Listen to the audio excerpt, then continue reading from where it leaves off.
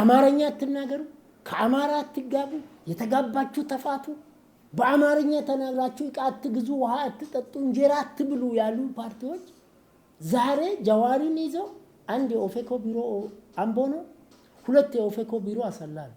አሁን አርሲ ውስጥ የተካሄደው ፍጅት አመራሩ ካሰላ ኦፌኮ ቢሮ ነው። አባቱም አያቱም በአርሲ ባህል ይታማል። አርሲ ማለት አርሶሚ ይላል። አርሶሚ ማለት ሰውን ማለት ነው። እንስሳቱ ከብታቱ ዘረኛቱ ጉርባን ኩን አርሶሚ ዲድ ለምን ኩን ይሄ ሰው የአርሲ አሳሎን ያለ ነው። አርሱማ ማለት ሰውነት ማለት ነው። አርሲ ውስጥ እየተካሄደ ያለው ፍጅት ለምንድን ነው ሸዋ ውስጥ የፍጅት ያልተካሄደው? ብርጫ አልታኩ ለምንድን ነው አርሲ የተመረጠችው? በጀዋር ምክንያት። ለምንድን ነው ባሌ ያልተመረጠው? ለምንድን ነው ወለጋ ያልተመረጠው? ለምንድን ነው ሐረርጌ ያልተመረጠው? አርሲ ውስጥ ጀዋር ስላለ። አሰላ ውስጥ በላይ የጀዋር መንገድ አለ። ጀዋር መንገድ ማን የሰየመው? ይሄን መንገድ የክፍለ ሀገሩ ዞን መሆን አለበት። መንግስት ማለት ነው። መንግስት መሆን አለበት። ሀብት ያላቸው ዴራ ውስጥ ያሉ ሰዎች ጀዋር ሁለተኛ መንግስት ነኝ ስላለ አንተን የምታኖረን ብሎ በትካታ ገንዘብ ሰጥቶታል ለጀዋር ግለሰቦች ማለት ነው። ግለሰቦች አዋጡ ፈርተውት ነው ማለት ነው። በሌላ ፈርተውት ልብስ አልብሶታል። ወደው አይደለም አትኖሩም ካሁን በኋላ ጀዋርና ጀዋር ብቻ ነው ተብሎ ጀዋር እኮ ሰብስቦ ነው ኦፌኮን ለመጀመሪያ ጊዜ ጀዋር ነው የሰበሰበው። ከአማራ አትጋቡ፣ የተጋባችሁ ፊቱ ባጀት ተመድቧል፣ ፕሮግራም ተቀበረ፣ ፕሮግራም ወጥቷል፣ ናዝሬት ጽሕፈት ቤት ከፍተናል፣ አማርኛ ተናግራችሁ አትብሉ። ፕሮፌሰር መረራና በቀለ ገርባ እግራቸውን አጣብለው ከት ብሎ ይስቃሉ። አርሲ ስሙ ጠፋ ነው በጀዋር ምክንያት፣ በዘረኞች ምክንያት። አርሲ ውስጥ እየተካሄደ ያለው ፍጅት ለምንድን ነው ሸዋ ውስጥ የፍጅት ያልተካሄደው? ብርጫ አልታኩ ለምንድን ነው አርሲ የተመረጠችው? በጀዋር ምክንያት። ለምንድን ነው ባሌ ያልተመረጠው? ለምንድን ነው ወለጋ ያልተመረጠው? ለምንድን ነው ሐረርጌ ያልተመረጠው? አርሲ ውስጥ ጀዋር ስላለ። የአምቦ ልጆች በሙሉ ወይ አባት ወይ እናት አብዛኛው አማራ ያገባል። አብዛኛው አክሮስ ዘብሔረሰብ ጀግኖቹ አምቦ ውስጥ የኤርትራ ናይት ክለብ አለ። ዛሬ ጀዋር ሙስሊምም አይደለም፣ ክርስቲያንም አይደለም፣ ፕሮቴስታንትም አይደለም። አርሲ ሰከን ያለ ረገብ ያለ ሰው ምን ይለኛል ምን አፉን የማያሰፋ አፋንን በቀትና ይባል ኢሊሌ ሆቴል አይቼ 20 ደቂቃ ተከታትዬ ነው ይሄ ሰው ኦሳማ ቢንላዲን ነው ብዬ ለራሴ ያስኩ። ሰላም ጤና ይስጥልኝ ክቡራትና ክቡራን ኢትዮጵያውያን በእያላችሁበት የተሟላ ሰላምና ጤና እመኝላችኋለሁ። ዛሬ ከጠበቃና ከህግ ባለሙያ በተጨማሪም የቀድሞ የፓርላማ አባል ከአቶ ወንድሙ ኢብሳ ጋር አጭር ቆይታ ይኖረናል። አብራችሁን እንድትሆኑ አስቀድሜ ጋብዛለሁ። ጋሽ ወንድሙ እንኳን ደህና መጡ። በላይ እንኳን ደህና ቆየኝ። መልካም። እስኪ ጥርምጥና ያለች ፕሮግራም እንሰራለን ብዬ አስባለሁ። ስለ ሰሞነኛው የአርሲ ጉዳይ ምን ይላሉ? በላይ በጣም አመሰግናለሁ። በዚህ እጅግ ወቅታዊና ተፈላጊ ኢሹ ስላነሳልኝ ስለ አርሲ ሳላነሳ ሁለት መልእክት ላስተላልፍ ቀደልኝ። አንድ የደስታ መግለጫ፣ ሁለት የሀዘን። ምንድን ነው የደስታው?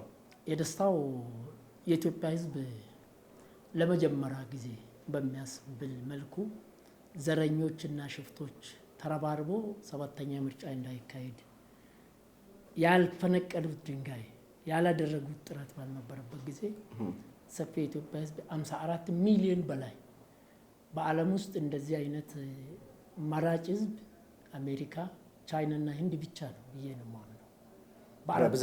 በብዛት በህዝብ ብዛት ብዙ ወጥቶ መራጭ ሆኖ ለመመዝገብ በድምጼ መንግስቴን መሰረታለሁ ብሎ በመመዝገብ አሜሪካ፣ ህንድና ቻይና ካልሆነ በቀር ተወዳዳሪ የሌለው በመመዝገቡና ይሄንንም ባለሜንጫዎችን በምርጫ ስላሸነፈን መላ ኢትዮጵያ ህዝብና ሚዲያዎች ለባለ ምርጫዎቹ ድጋፍ የሰጣችሁትን እንኳን ደስ አላችሁ ማለት ፈልጋለሁ። ሁለተኛ ሀዘኔ አርሲም ሆነ በሌሎች አካባቢዎች ጎንደር ላይ በዚህ በምርጫ አስታኮ ለተሰዉት ወገኖቻችን ጥልቅ ሀዘን ይሰማኛል። ለሟቾቹ ነፍስ ይማር፣ ለሟቾቹ ቤተሰቦች መጽናናትን እመኛለሁ። አመሰግናለሁ። ወደ ጥያቄ ሲመጣ እኔ ኢትዮጵያዊ ኦሮሞ ነኝ። ኦሮሞ አርሲ ነኝ። አመጣጤ ይታያል። ሰው ነኝ፣ ኢትዮጵያዊ ነኝ፣ ኦሮሞ ነኝ፣ ኦሮሞ አርሲ ነኝ። ኦሮሞ ኢትዮጵያዊ አይደለም፣ ኢትዮጵያዊ ኦሮሞ ነኝ። ምንጬ ሰው ነኝ። ከዚህ አንጻር አርሲ የሁሉም የሰው ዘር መኖሪያ ነበረች ነችም። አርሲ ውስጥ የማይኖር የኢትዮጵያ ብሔር ብሔረሰብ የለም። ዛሬ ቻይናዎች ይኖራሉ።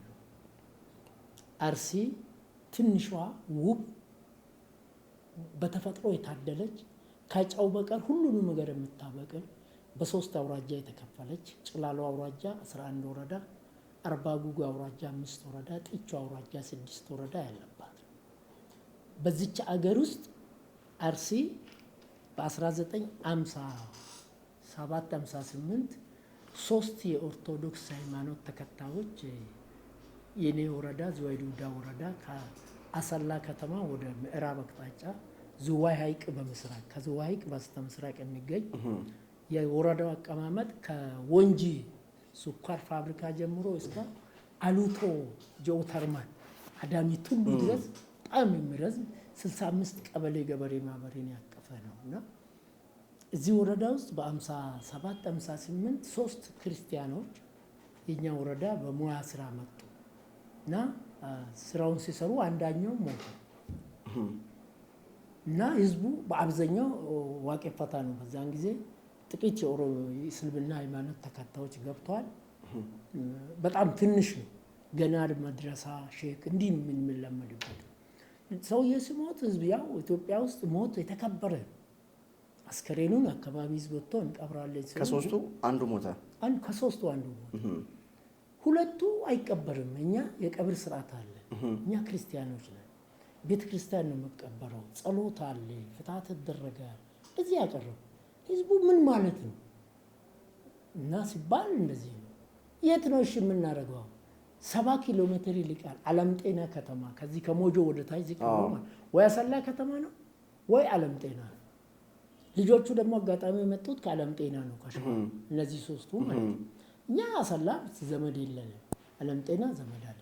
70 ኪሎ ሜትር አስከሬን ተሸክሞ ከ50 እስከ 70 የሚሆን ህዝብ ፈረስ ጭኖ ምን ጭኖ በቃሬዛ እንትን ብሎ አለም ጤና መጥተው ቀበሩና ቀብሩ ካለቀ በኋላ ቤተክርስቲያን ማለት ነው። አለም ጤና ቤተክርስቲያን አለም ጤና ያለበት ይሄን ያደረጉት የአርሲ እስላሞች ናቸው፣ ሙስሊሞች ናቸው፣ ዋቄ ፈታዎች ናቸው። ለአስከሬን ለሟች ያላቸው ክብር አርሲ ነው እና ቀበሩ። አንገባም አለ አርሲዎቹ።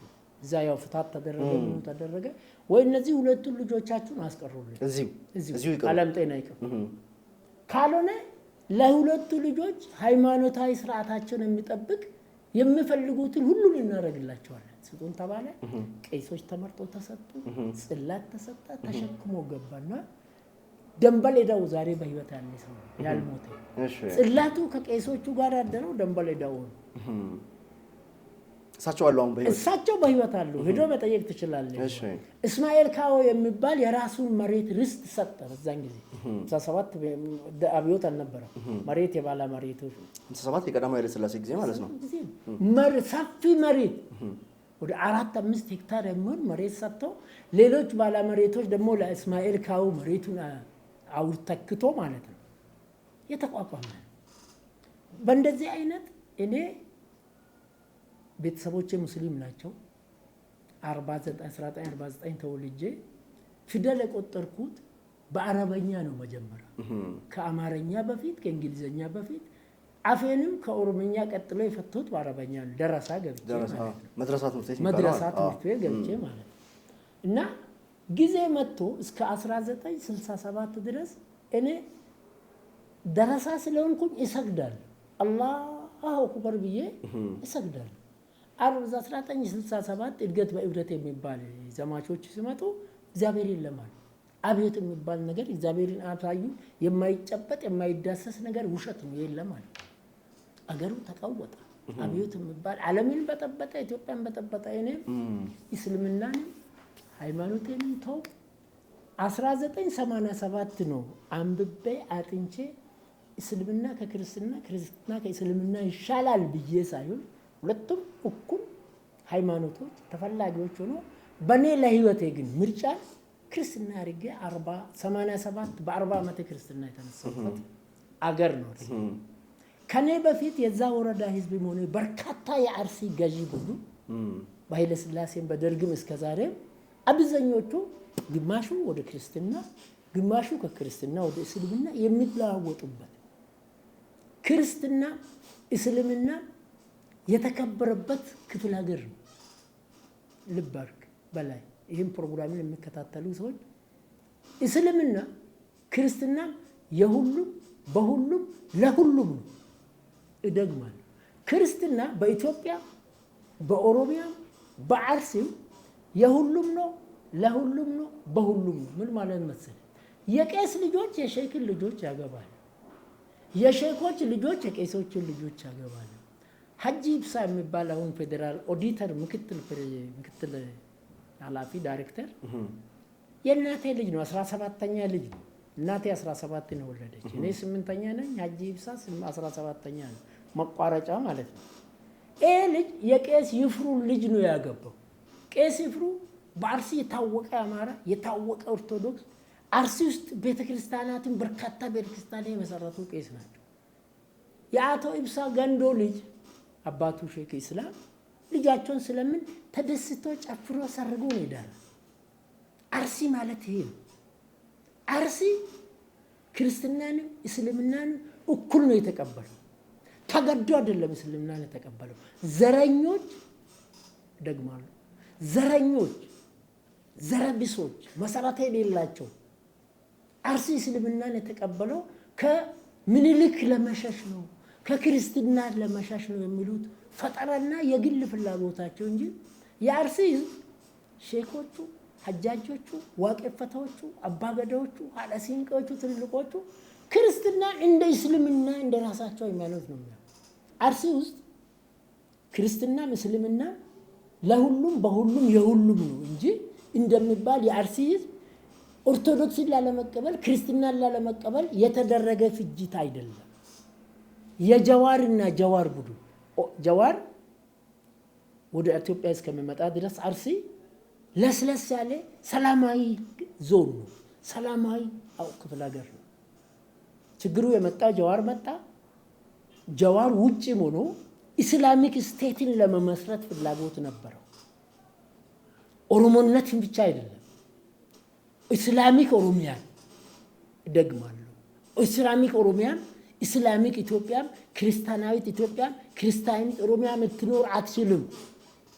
ኦሮሚያም ኢትዮጵያም አማራም ትግሬ ምንም የክርስቲያንም የእስላምም ይሄ ከሆነ በኋላ ችግሩ ሆነ የተፈጠረው ከጀማር ጋር የተያያዘ እዚህ ላይ የነበርኩበት ፓርቲ ኦፌኮ ወይ ከጀዋር መነጠል አለበት ወይ ደግሞ አሁን ጀዋር አርሲ ውስጥ ላካሄደው ነገር አሁን አርሲ ውስጥ ለተፈጠመው ፍጅት ተከበብኩ ብሎም ለደረሰው ጉዳት ናዝሪት ውስጥ ነው። አሁንም ለደረሰው ጉዳት ጀዋርና የጀዋር ቡድን አሰላ ውስጥ በላይ የጀዋር መንገድ አለ። ጀዋር መንገድ ማን የሰየመው ይሄን መንገድ? የክፍለ ሀገሩ ዞን መሆን አለበት። መንግስት ማለት ነው። መንግስት መሆን አለበት። እርግጠኛ አይደለሁም። የተከራከሩኝ ሰዎች አሉ። ጀዋር አደባባይ አለ ናዝሬት ምንድነው ብዬ እጄ ሲቆጣቸው ብዙዎቹ የከተማ አስተዳደር ካንትባው ሰይሞ ነው ይሉኛል። ሌሎቹ ደግሞ ኦሮሚያ የሚያውቃል ይሉኛል። ሌሎቹ ደግሞ የለም ካራርጌ ከጀዋር አካባቢ ተፈናቅሎ የመጡ ያኔ አብዲ ኢሌ ኦሮሚያ ላይ በፈጠረው ችግር የመጡ ሰዎች እዛ ስለሰፈሩ ጀዋር አደባባይ ብሎ ሰየሙ እንጂ ናዝሪት ከተማ አስተዳደር ኦሮሚያ ማዕቀብ ነው። ያሰላን ግን እርግጠኛ ነኝ ጀዋር መንገድ አለ። ይሄ መፋቅ አለበት። ጀዋር ጸረ አርሲ ጸረ ኦሮሞ ጸረ ኢትዮጵያ እንጂ ኦሳማ ቢንላዲን ለሰው ዘር ሁሉ እንደማይመች ሁሉ ጀዋርም የዛ አይነት ነገር ኦሮሞ ፈርስት ያለ ሰው ስለ ኢትዮጵያ መናገር አይችልም። ይሄንን ካልኩ በኋላ አሁን አርሲ ውስጥ የሚነዛው ነገር አርሲ ውስጥ እኔ ሰበካ ጉባኤ ሆኜ በነበረበት 4-5 ዓመታት ከአርሲ ሀገረ ስብከት ጋር ይሰራ ነበር። በዛን ጊዜ 6020 6200 ቤተክርስቲያናት አሉ። 6200 መቼ ነው? ከ10 ዓመት ከ20 ዓመት በፊት ነው።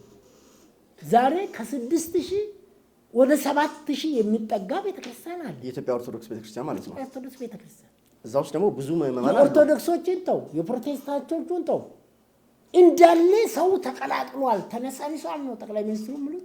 እንዲህ ተዋህድ ነው ነገርኩ። የአቶ ኢብሳ ገንዶ ልጅ ወንድሜ ልጅ የማምሬ ፍሩ ልጅ ነው የሚያገው። ማምሬ ፍሩ አማራ ናቸው፣ ልጣሉ አማራ ናቸው።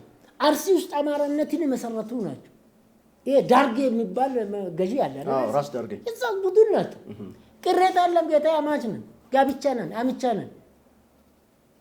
አርሲን የማከብር አማራ፣ አማራን የማከብር አርሲ ዘረኛ ብቻ ነው። ዘረኛን ደግሞ ጥንብ ብሎታል ነብዩ መሐመድ ሰለላሁ ዐለይሂ ወሰለም።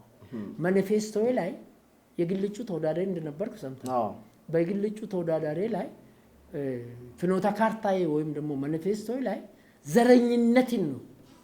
ዘረኝነት ነብዩ መሐመድ ጥንብ ነው ያለ። ጥንብ ማለት የሰው ሬሳ አይደለም፣ የፈረስ ሬሳ አይደለም፣ የከፍት ሬሳ አይደለም፣ የድመትና የውሻ ሬሳ ነው ጥንብ የሚባል።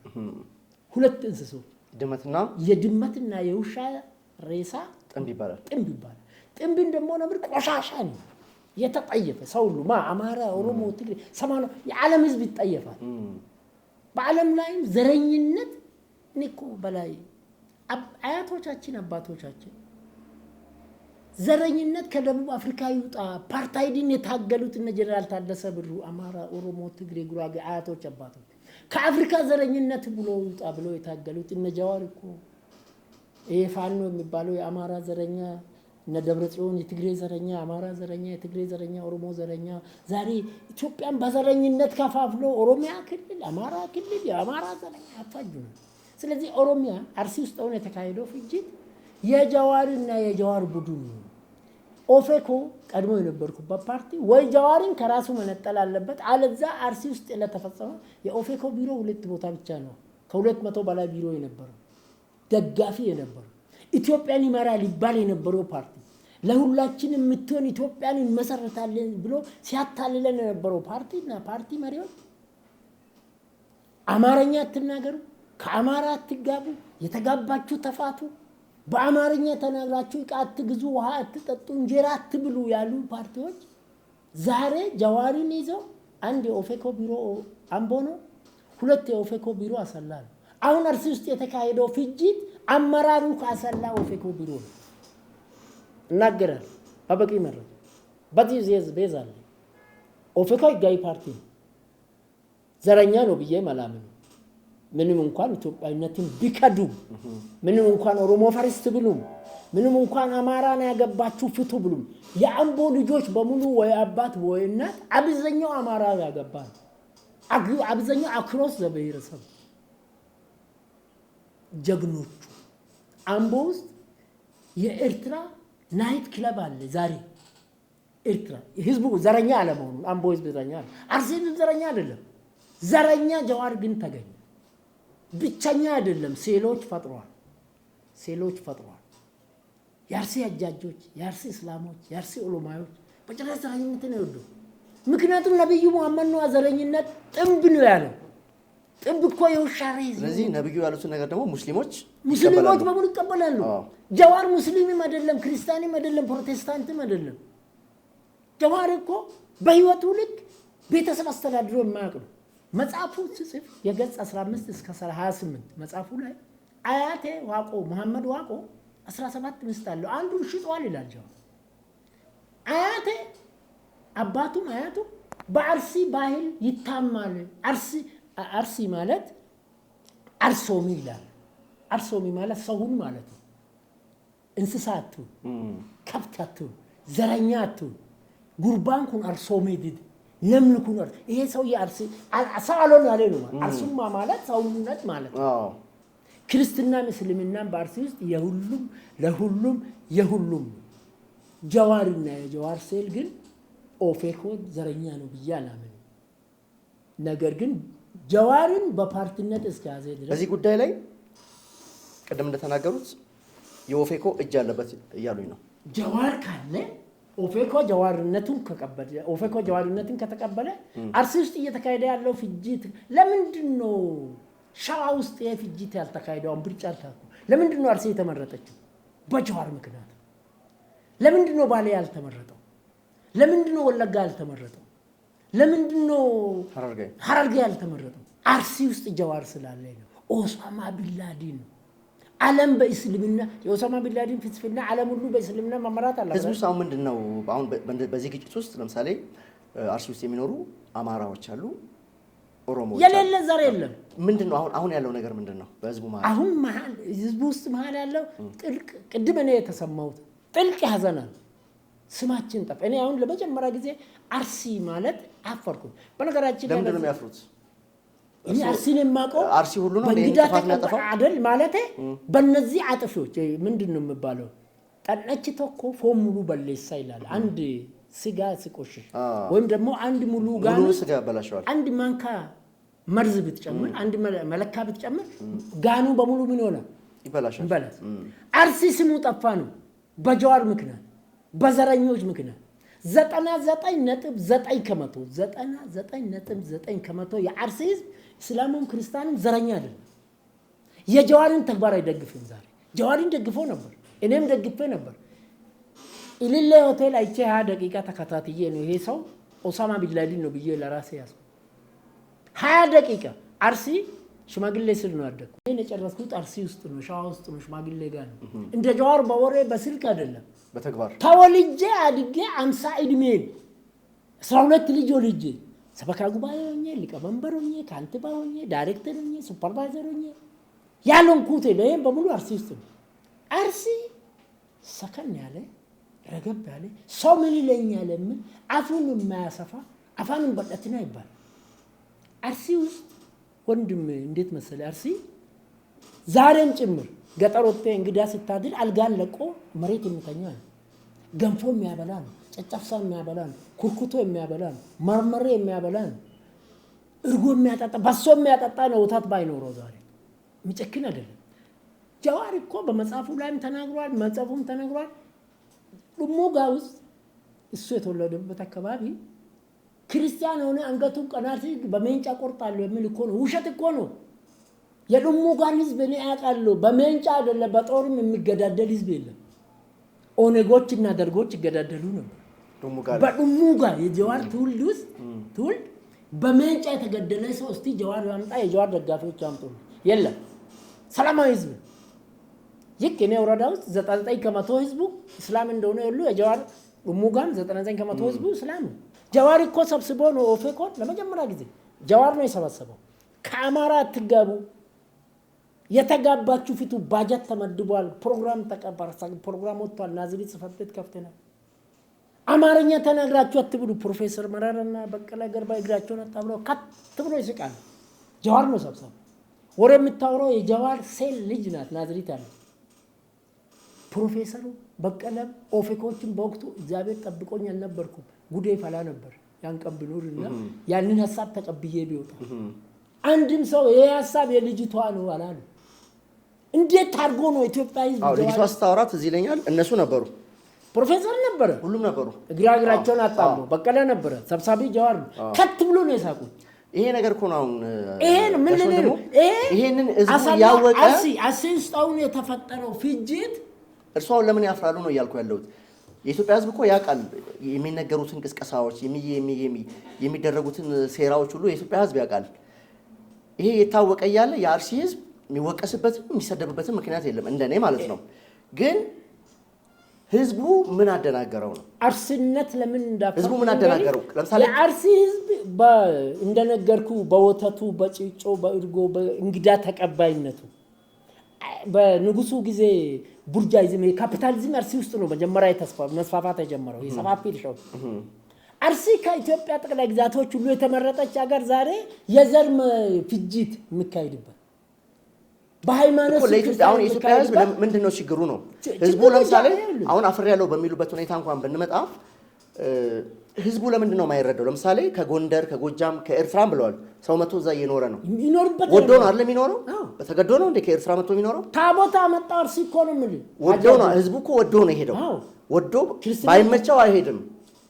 ተቀባይም ባይኖር ሀገሩ ብቻ እኮ አይደለም። አሁን እርሻው ምናምኑ አይደለም እኮ ጋሼ፣ ህዝቡ ነው አይደል? መጀመሪያ ሀገር ማለት ህዝብ ነው፣ ሰው ነው አይደል? ሰው ጥሩ ባይሆን ከጎንደርም ከጎጃምም ከሌላም ከየትም መጥቶ አርሲ ሰው አይኖርም። ከጅጅጋ አብዲ ጋሼ አብዲ። ስለዚህ አሁን ያለው ይሄኛው ትውልድ ግን አየር ላይ የሆነ የሚዘባርቀው ነገር አለ። ይሄ ነገር ልክ ነው ወይ ነው? ትክክል። አንደኛ ማዝ ነው ከአርሲ ውስጥ የተፈጠረ ጀዋር የሚባል ሰይጣን፣ የሰው ሰይጣን፣ የሰው ኦሳማ ቢንላደን ያን የአርሲን ዝናና ስም ሰውነትን አርሶሚ ሲን ቋንቋ ደግሞ አርሶሚ ማለት ሰውን ነው፣ ዘረኛ አትሁን። አርሲ አብዛኛው ህዝብ ሙስሊም ነው። አርሲ የነብዩ መሐመድ ሰለላሁ ዐለይሂ ወሰለም ተከታይ ነው። ነብዩ መሐመድ አንደርላይን አድርጎ ዘረኝነት ጥንብ ነው ቆሻሻ ነው። እስላም የሆነ ሰው ዘረኛ ይሁን። እኔ አፈፈታው በእስልምና ነው ብያለሁ። በሰዎች እስልምናም ክርስትናም ውስጥ ያለ ክርስትናም በቀን ውስጥ ያገኘሁት እስልምና ዛሬም በአማርኛም በእንግሊዘኛም መጽሐፍ አነባለሁ። አረበኛ ጀምሬ ስለጠፋ ነውር ነው። ነገር ግን ጀዋር አንገቱን ቀና ያደረገ ክርስቲያን ምን ይሆናል ነው አይደል? በሜንጫ ግን አንድም ክርስቲያን በሜንጫ እንትን የተባለ የለም። ሙጋ ውስጥ በሜንጫ አይደለም። ስማ በጦርም የሚገዳደል ሰው የለም ነው የሚሉ። በጣም ሰላማዊ ህዝብ የሙጋ ህዝብ ግማሹ የኦነግ ደጋፊ፣ ግማሹ የደርግ ደጋፊ፣ ደም የሚፈስበት ነው። ይሄንን እሱ መጽሐፉ ላይ ጽፎታል። አሁን ለወጣቶች አሁን ሶሻል ሚዲያው ላይ በብዛት እንግዲህ እንደዚህ አይነት ፕሮግራሞች የሚከታተሉ ወጣቶች ናቸው። አሁን አክቲቭ ሆነው ይሄንን ጉዳይ እያሰራጩታል። ለምሳሌ ሰሞኑን ኳስ እንትን ሁሉ ነበር አዲስ አበባ ስቴዲየም በአርሰናል ደጋፊዎች ደስታቸውን ሊያከብሩ ሲሉ በዚህ ጉዳይ አንዳንድ ዘፋኞችም አንዘፍንም ቅብርጥሶ ምናምን ያሉበት ሁኔታ አለ። ስለዚህ ወጣቱ ይሄን ጉዳይ ያውቀዋል። ለወጣቶች ምን ያስተላልፋሉ? ጋር በጣም ጥሩ ወጣቶች አርሲ ሆነች ኦሮሚያ ትልቅቷ ኢትዮጵያ